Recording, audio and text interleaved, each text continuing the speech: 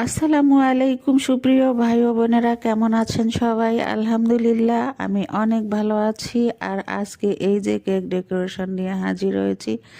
আর আমি দেখতেই পাচ্ছেন রাউন্ড শেপ কেক থেকে আমি হার্ট শেপ করছি।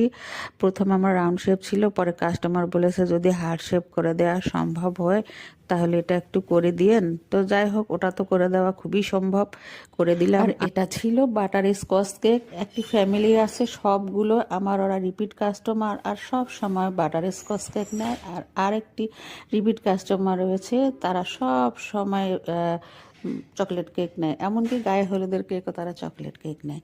তো যাই হোক, এক একজনের এক একটা পছন্দ, আমিও করতে ভালোবাসি এবং সম্পূর্ণটুকু দিয়েই আমি চেষ্টা করি। আর এই যে এটা বাচ্চার জন্মদিন, হঠাৎ করেই আমাকে বললেন যে আপু একটা কেক লাগবে, খুব আর্জেন্ট। তো নিব না ভাবলাম, তারপর ভাবলাম যে না, সে এসেছে ময়মনসিংহ ভালুকা থেকে, আর না দিয়ে আর পারলাম না। যাই হোক, আমার কষ্ট হলো, রাতভর করলাম, তাছাড়া আমি এত বিজি ছিলাম।